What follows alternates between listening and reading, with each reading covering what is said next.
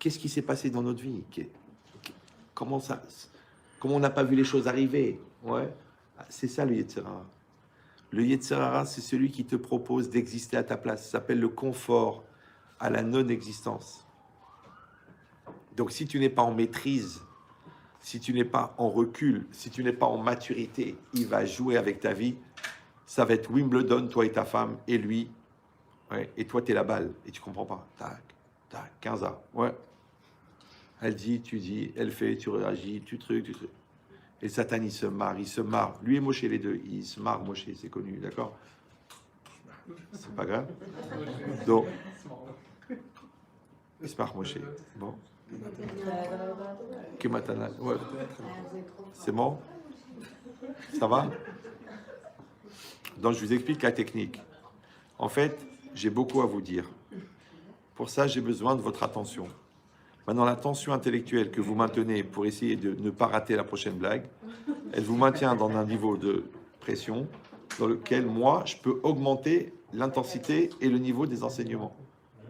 Donc, on peut faire en 1h30 ce que vous auriez fait en 10 ans chez votre thérapeute, ouais, si vous êtes concentré. Mais si vous dites, ah, il parle du couple, et pas vous mettez en sommeil, ou vous réfléchissez, ah, j'ai oublié d'acheter des pommes de terre pour la DAF, donc vous êtes parti. Et c'est ça le jeu du Satan. Le jeu du Satan, Ikar, Avodat, Yetzera, les Balbel et Tadeot. Le principal objectif du Yetzerara est d'embrouiller l'esprit. Les Fazer et Tamachashavot. Il fait que ta tête, elle part là, elle part là, elle part là, mais surtout, elle n'est pas devant le présent. Donc la mitzvah, c'est le yichud, c'est le rikouz, c'est la concentration, d'accord? D'être en temps réel dans la situation. Parce que d'être intelligent avant, ça s'appelle de la culture. D'être intelligent après, ça s'appelle des remords. On a besoin que tu sois intelligent en temps réel. Comme si vous ou non. Au moment où l'autre, il t'énerve, c'est là qu'il faut être calme. Parce que les gens disent, vous savez, je ne suis pas nerveux. Mais quand on m'énerve, je m'énerve. Je lui dis, bah écoute, je comprends, je suis content d'entendre que tu t'énerves quand on t'énerve. Parce que si tu t'énervais quand on t'énerve pas, il faudrait consulter, Baba. Donc c'est normal que tu t'énerves quand on t'énerve. Donc puisque tu t'énerves quand on t'énerve, ça veut dire que c'est au moment où on t'énerve qu'il y a une mitzvah d'être calme.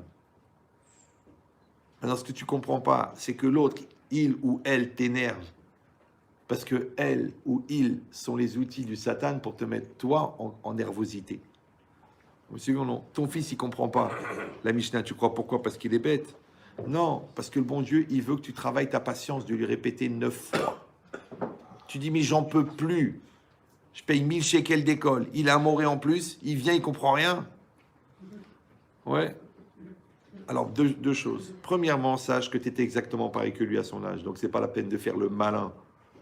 Puisque tu sais que tu étais un grand glandeur, ouais, et que ton père, il s'est arraché les cheveux. D'ailleurs, il n'en a plus, ouais. Et deuxièmement, ouais, c'est pour justement l'effort que tu n'as pas fait à l'époque, qu'on t'a envoyé un enfant qui est le fruit génétique de tes qualités et de tes manques, pour que tu aies l'opportunité de régler les choses sur lesquelles tu as passé quand tu étais jeune. Donc en fait, ton fils, c'est ton Gilgoul. Plus, non, le Gilgoul. Carrément.